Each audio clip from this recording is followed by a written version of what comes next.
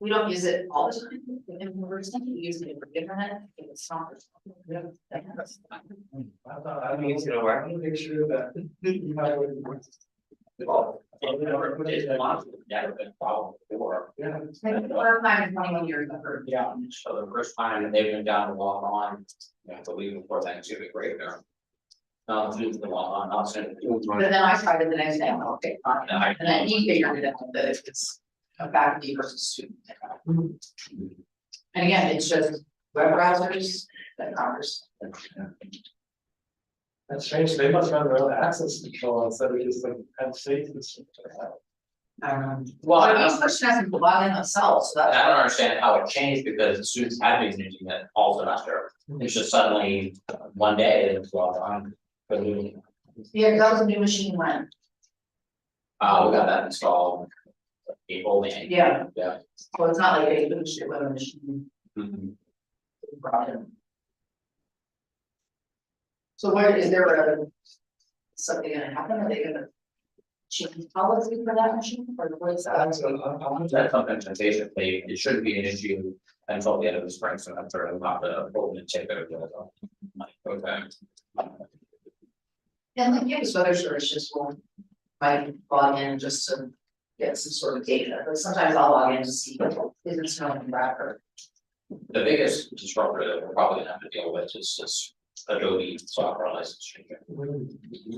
So we use that every day. Campus weather service, we use that so like a lot of people. Everyone was part should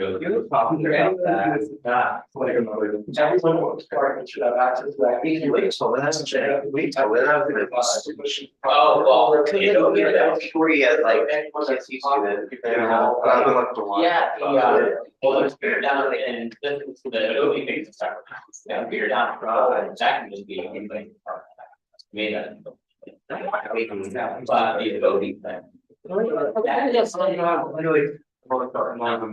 Which I mean, So Adobe is not hot. You didn't have a grade. You didn't have a grade. so that's what I'm trying to Adobe three. do. Like have these. And so it used to be like basically if you were a faculty too. I know. Now they're restricting those. Kind of fun. But that's how everybody their has changed. They wanna for After it is over. and so like we have to go. It's very, it's a good chance. So. But students. It's bad, because there's different parts. And they have like mild or. Hopefully, okay, and then I use it in 482. And Hopefully it doesn't become. That's a little bit price. This one's. Yeah. I remember. The last day of. When something came We have a out, login to say. so we hope it's like. It's based on. Actually, no. He's making your. Alright. He's not there, right? And Monday. And it's like. Car is very, car is very. So it's like, that car's a line. I have this. Of course, I years. I don't have much. Yeah, and whatever they need to do. Picture. We need to improve the children. That looks really nice. I guess no one. They have a shoe like car. Like. Later, they get my mom's. Yeah. I mean, So it's. All right. It's not gonna be. Hello, everyone. For mom. Okay. Welcome back from break. Hope everyone had a good break. It's good to be back. I know it's a lot colder out there than when I left. So definitely feels more wintry. I don't mind though. It's nice to get into that a bit more wintry pattern. But yeah, normally it's the part where I introduce you speaking, but today it's flipped around. I'm up here. So yeah, happy to be doing the briefing today, November 27th. I want to start by taking a quick look backwards. This is one of my favorite winter storms in recent memory. About 2 weeks ago now. But back on November 15th, there was a series of like a couple days the week before break where there was anniversaries of a kind of historic or I guess notable State College snowfall. This was one of them on November 15th. It's the third snowiest November day on record in State College. So you see 11.5 inches there for the 1 day snowfall here in State College. And it's actually the only storm in the top 10 for the 21st century for snowfall, total snowfall on a single day in State College. So yeah, top is 15.1 inches. You see on the regional map, you can see pretty impressive snowfall amounts for mid-November, stretching all the way from the terrain down in towards western Maryland, up through central Pennsylvania, then over to the east. And some of the most significant impacts on the system occurred in the New York City metro area, where there was actually pretty rough forecast in that area. Really a rough forecast everywhere with this system. That's one of the things that I found most fascinating about it. It was a pretty big snowfall bust. And I'll get to that in a second. But one of the reasons for that is you have this big high pressure system that was parked overhead throughout that period. And so pay attention to CAD. If you don't know what CAD is, cold air damming. It's essentially where you have this big high pressure system parked over southeastern Canada, and then you kind of get this signature in the isobars here that kind of funnels down towards the east of the Appalachians, and it brings this cold air in at the low levels. And the reason I put a dew point there is because what happened in the system is you have this big slug of moisture that was coming up from the south, gets funneled into this really dense and deep cold air mass. And you see dew points there. Some of them are maxing out the bottom of the scale throughout northern New England, all the way down near zero. There were some dew points below zero throughout the area. So you had very significant evaporational cooling. As precipitation came in, temperatures dropped significantly, much cooler than modeled, and you end up with a ton of snowfall. So the result really was havoc, especially across a lot of the major metropolitan areas along I-95. Here's a reanalysis of precipitation type. You see that big slug of snowfall. A lot of the modeling didn't have, at least a day or two before, didn't have snowfall this far towards the south and east. A lot of this was rain or was changing over really quickly. But essentially a daily snowfall record set throughout New York City. I'm sure there's a lot of other ones that were set across the Northeast, Central Park, JFK, all the major airports, including Islip on Long Island. Largest snowstorm observed that early in the season on record at those locations. So again, this is one of my kind of more favorite storms in recent memory, just because it was such an overperformer, and I think we all remember which ones overperformed. Switching over, this is the 700 millibar frontogenesis pattern, and you can see kind of where there's this massive band of snowfall that was propagating towards the north. I like to think of frontogenesis kind of like microwave of the winter season. So like if you're familiar with microwave imagery from tropical cyclones, this kind of looks like the same thing in a way, at least the way it's plotted sometimes. So it's kind of looking under the hood. You can see precipitation, and then you see this frontogenesis band. And if you look at the heaviest reflectivities on the precipitation, just to the south of that is where you have that heaviest or most significant, strongest frontogenesis driving that heavy snowfall. And so this moved north and pretty much brought snowfall rates upwards of 3 inches an hour across many of the major metropolitan areas, including here in State College, where there was a pretty impressive total, again, 11.5 inches. The forecast from this system, I describe it as meh. Was not very good, especially in New York City. This is just of the northeastern areas. This is on the morning 11:15. So the day of the storm, issued by the NWS in New York here. I got about 7 inches where that red arrow is in Ridgefield, Connecticut. They had about 3 inches. This went up in the afternoon by a lot, so they were closer, but not giving people much time to prepare throughout that time period. And you can see, I think Central Park got 6 to 7 inches, and they have it 1 to 2 the morning of. So not preparing people well for the morning commute, the evening commute. And that's one of the biggest impacts from the system. When it pushed in, it was right at the evening commute time in New York City. And there's tons of pictures online of just absolute mayhem on the roads as people tried to go home, and significant impacts inland as well, and really throughout the whole region. In Central PA, not too great either. Hard to find archived snowfall forecasts from the NWS. It's not a great supply of them. Not sure they even share them publicly, but I was able to find this one online. About 4 to 6 inches forecast the evening before the storm, so a day out. Again, a foot recorded across a lot of areas here in Center County, getting up over a foot across the northern tier to our north and east as well. So significant system and not very well forecast. So it's that cold air damming signature, something to look out for this winter as we get into maybe a more wintry pattern. And that's definitely what we're seeing outside a little bit right now in some of the long range modeling. So moving over to our current conditions. Again, it's very chilly out there this morning, and that's the theme as we go towards tomorrow. So current conditions on the Keystone Mesonet. As of this morning, you can see mid-30s generally around State College. We have a cold front that moved through the area, and that's bringing in this westerly flow now and some more of those Blustery conditions as well. We actually had some, well, maybe a little bit of graupel or snow showers, rain and snow showers out there this morning. As I took a walk outside, and you can see it's a little bit warmer again towards the eastern Pennsylvania, where we have temperatures in the 40s up towards 50 degrees in those areas right now as that cold front works through. But the cold air is really going to hit the entire state as this cold wave pushes through. And you can see on our surface analysis here, pretty mature low pressure area up towards the north in Hudson Bay. And then you have a occluded front, cold front stretching to the south. I find this coloring kind of confusing on this map for some reason. The coloring is topography, but for me, it looks like precipitation for some reason, just the color map. So if you don't know how to change it, you can go up here and you go like simple colors, and I'll make it like white. I don't know, it's just kind of confusing to me. But if you want to look at, there's also other ones with high res topography, but that looks even more like precip, I don't know. And then there's also terrain. This may be a better option, although it's kind of hard to see the actual terrain features then. So, but if you know what you're looking at, it makes sense. So cold front again pushing through right now. We see the wind shift behind it, more southerly / southwesterly winds ahead. Another reinforcing shot of cold air coming in behind it. That's what will push in much cooler conditions for tomorrow.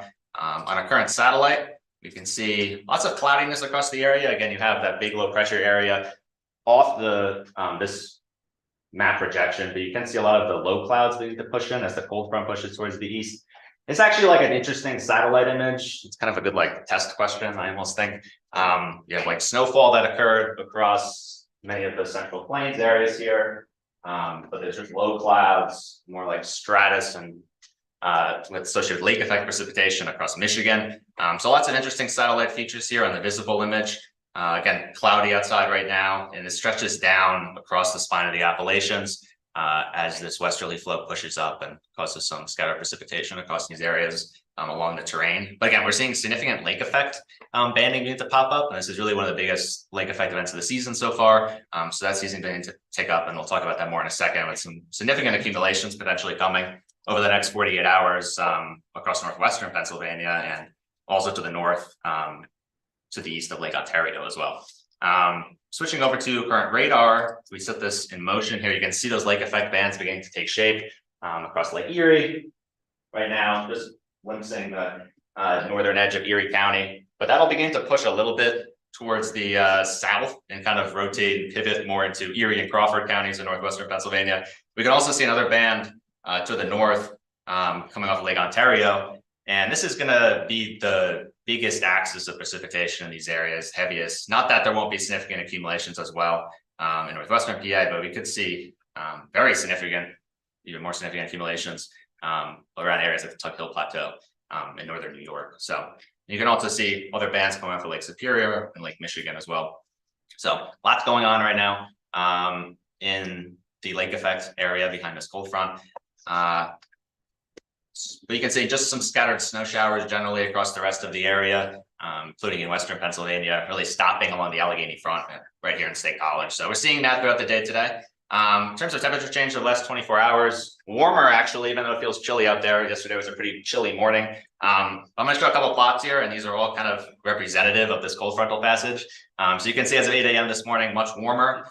Zooming out towards the rest of the nation, you can see chillier, and that's again behind that cold front. So that all those blue colors are a 24-hour temperature change. Cooling off, cold air beginning to come in. Dew point change, we can see a lot more moisture in the air compared to 24 hours ago across here in PA, and then switching over to a nationwide view, you can see much drier conditions. So just kind of a lesson in finding the front here. So a lot drier, cooler conditions coming across the area over the next 48 hours as this front pushes through. I want to mention briefly, just going back again during break, we did have a lot of rainfall come in last Tuesday here, over an inch of rainfall. So that's gotten up our total monthly rainfall to just shy of 2 inches now.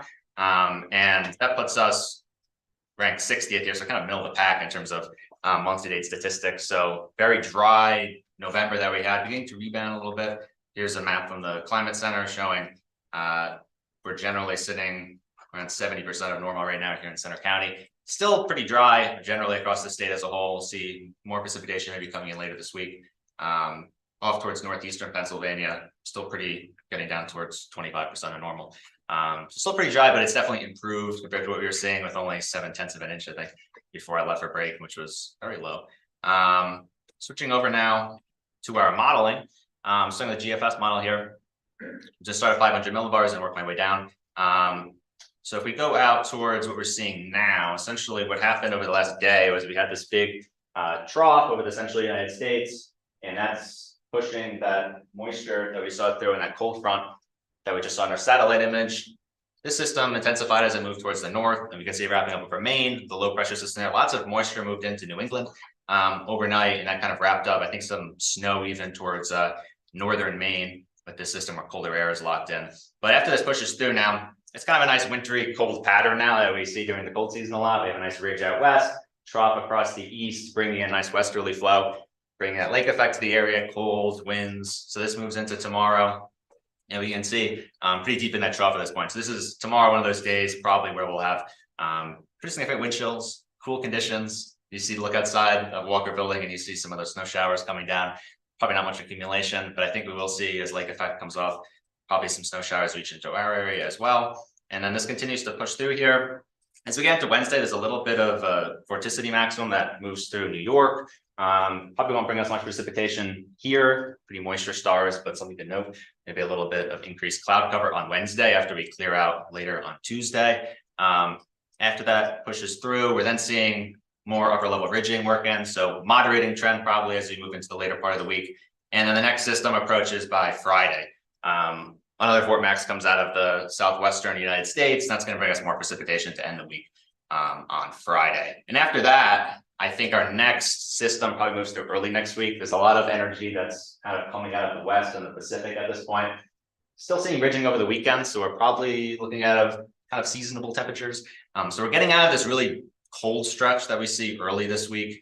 But by the beginning of next week, I think that's when we see another piece of energy move into the area. So we go out to the surface now and take a look at how this manifests. And again, we see, I'm way too far ahead. We see the cold shot come in. Again, the impressive trough, low thickness values across the eastern United States. The lake effect bands are pretty prevalent. We can even zoom in on the GFS and take a closer look at these. I'll just go over to one of the high resolution models.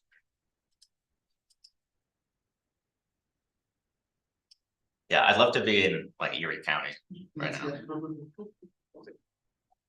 Yeah, you can see it's just training pretty much into tomorrow. I think eventually they begin to kind of pivot as the flow moves more northwesterly instead of west. And that's tomorrow. And I think we could see a couple snow squall, dare I say, snow showers as he's pushing, depending on how robust they are. I think the HRRR is sometimes a little bullish with this precipitation. We can look at the NAM.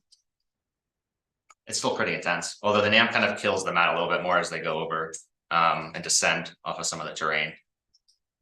But I think tomorrow, good shot at some snow showers here in State College, and then things generally begin to clear out a little bit by Wednesday. The other thing is very windy tomorrow. Looking at our surface winds here, especially across Western PA, but very windy here as well. And if we look at the temperatures throughout the day tomorrow, chilly, not getting very high. We see towards the morning tomorrow, maybe one of our coldest, if not the coldest morning so far this year, close to 20 degrees here in State College, getting into the teens across the northern tier and the Little Islands as well. And then we don't get very high tomorrow, upper 20s, maybe 30 degrees, topping out.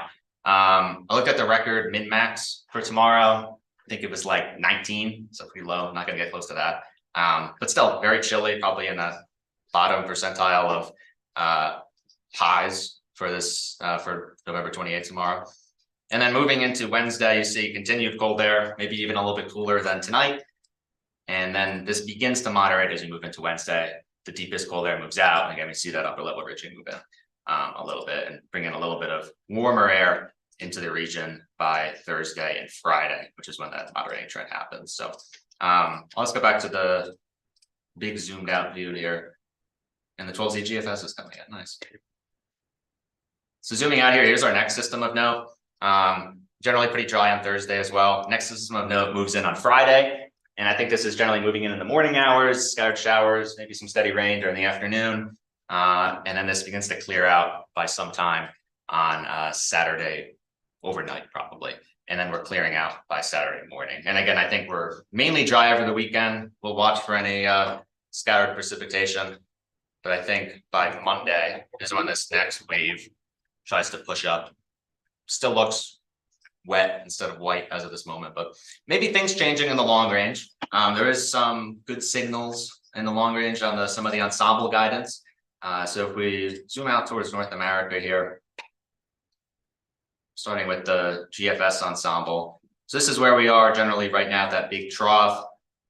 Just of note, this pattern doesn't look bad, not producing much. I mean, at least here, we're seeing some action across northern New England with this pattern. Big issue is there's not much blocking across the North Atlantic. Starting to develop though, but this trough is actually what leads to a better pattern. We have a wave break occur downstream of that trough, and then we have this massive block form over Greenland, which forms a negative NAO. And then we're brought into this colder regime after this block retrogrades a little bit towards the west.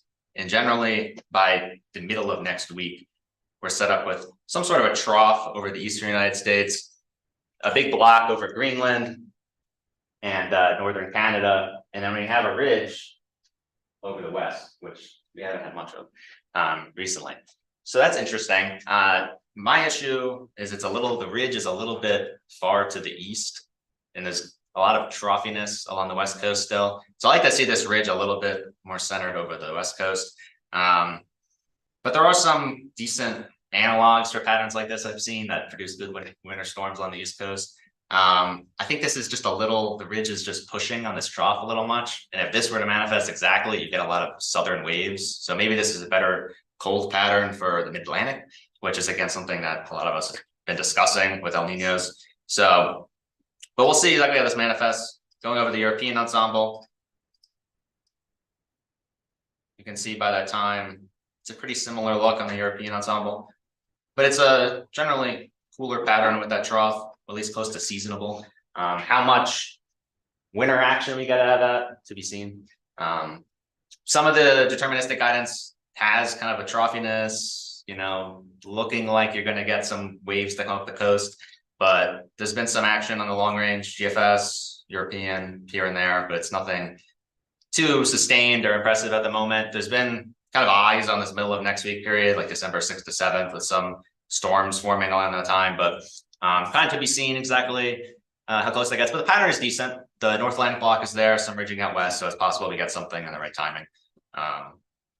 And then it kind of, you get the North Atlantic block, but then you clear out here. And again, this is 318, so we're not seeing really much anomaly at this point anyway. Yeah, that's a general look at the kind of middle range there. We're looking at Climate Prediction Center generally thinks in the 6 to 10 day period, generally above average conditions as we move towards the start of that period I was just looking at, and towards 8 to 14 days, generally also above average across most of the country. So they're not really buying any cool trend at the moment. Maybe towards the end of that period, it gets a little bit cooler. It kind of reminds me of last year. There was a nice pattern and it kind of just kept getting pushed back and back and back, and it never really came. And we never got a winter cold pattern here. The one thing I will say is looking at precipitation, it's above average along the East Coast, which is something we would expect in this developing El Nino and strengthening El Nino. So that's something we expect. So if we get a nice trough that comes in, it could be a storm. But again, to be seen. Here's week 3 to 4, kind of just climatology at that point. So not really getting much from that either. I want to show a couple more things. Here is just general alerts right now. You see the lake effect snow warning. I'll zoom in on this. Lake effect snow warning. NWS website annoys me that I can't like zoom. It needs to be like a way to just like zoom on different parts. But lake effect snow warnings across portions of Cleveland's CWA and also into northwestern Pennsylvania, so Erie and Crawford counties, and then a little bit farther to the east there off the screen in Pennsylvania, and then winter weather advisories down across the southeastern flank of that, where some of those remnant of the lake effect bands will get into, especially as the flow shifts more northwesterly later on Tuesday. But significant accumulation is possible. Here is Cleveland's forecast for northwestern Pennsylvania, 12 to 18 inches, maybe getting close to 2 feet in some localized spots southeast of Erie. And then this band continues over into northern New York as well, if we were to go over to look at another map here. But if I go up towards Binghamton, what's the NWS office that would have the Lake Ontario. Is it Binghamton? No, Buffalo? Yeah.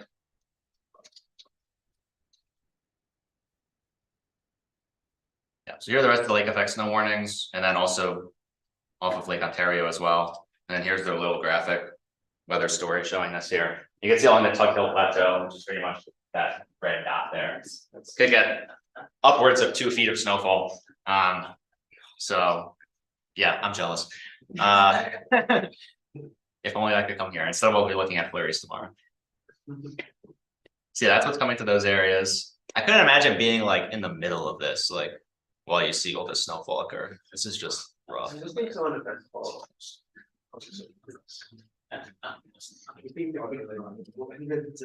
Looking elsewhere, just some recent things I've been seeing on Twitter. This is a map of National Weather Service winter storm warning criteria, but it's nationwide. So here in Center County and throughout much of Pennsylvania, it's 6 inches in order to get a winter storm warning. This is just good things to know in general. 5 inches across southeastern PA, parts of the capital region down by Harrisburg. So pretty easy here in PA. It's not that much like difference going on. I'm surprised it's not more across portions of the Urals, honestly. I would think it'd be like 7 or 8, but 6 inches across our area. New York is a lot of 7 inches. It's just interesting to look at the different patterns. If you're down in Florida, you only need 1 inch and you have a winter storm warning, which is probably a good thing for them. But yeah, it's really 6 inches across most of the US. As you get into terrain across the Western United States, it's actually like just a kind of a terrain map as well. And also lake effect, you can see along the western shore of Michigan, across the UP of Michigan. That's the Black Hills. That is really only that tiny, the Black Hills are just that tiny? I think so. Wow. Yeah. That's really interesting. Yeah. Someone asked in the comments, I think, about that actually. What's that one random county in South Dakota that's red? And then Atlanta said they have the infrastructure. Okay, so they got the answer wrong. And then Rapid City said the Black Hills. So yeah, that's very interesting though. Yeah. Great map. Yeah, it's very cool. I think the highest is around 24. I don't even know if I see a 24. I think you. There it is. Rockies. Yeah, so that's very impressive. Another thing, New York City and Philadelphia still haven't gotten over 1 inch of snowfall in a very long time. 650 days since the last daily snowfall of 1 inch. That's the longest streak since records began at Central Park. And they put 650 dots on the graphic just so you could see how long it's been. The last 1 inch was on February 13th, 2022. So 1.6 inches. And now we're down here. So same thing at Philadelphia. I bookmarked something. I think 665 or something. 664. So this is the longest on record. Yeah. Sad. Some people did question it online, but it's 24-hour total, because I guess last year New York City did have a 1.8, but it was divided over 2 days. Interesting. Mm-hmm. So it was the midnight to midnight. Yeah. Also thought this was interesting. So this is like a composite of a bunch of El Nino events like the 1940, looking at where snowfalls ranked during all those winters. Pretty kind of expected for El Nino. You see a little bit of drier conditions, below normal snowfall across western Pennsylvania. Of course, we're kind of in the middle here in State College, and then you're a little bit above average across the mid-Atlantic. Just another interesting map.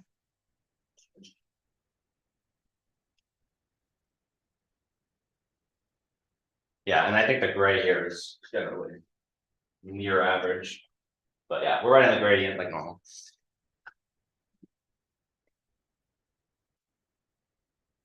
Yeah, this is just mind-boggling. I think they'll break it this year. I hope, because this has gone on for a long time now. But yeah, just I'll do a quick recap of the forecast here. I have a nice happy snowman because I'm feeling happy with the wintry conditions, at least I am.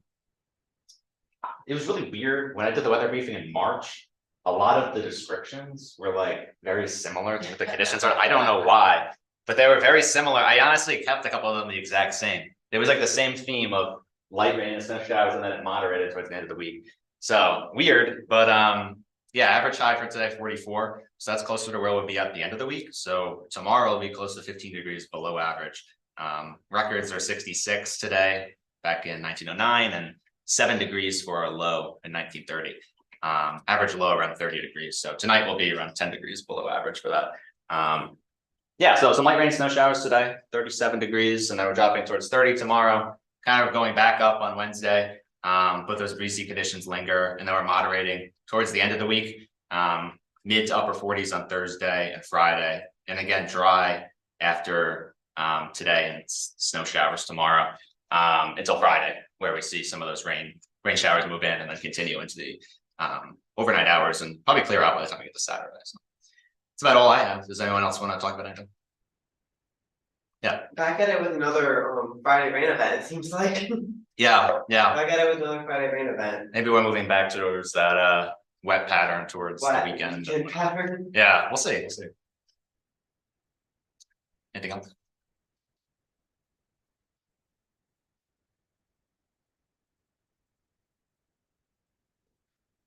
Cool. Thanks, guys.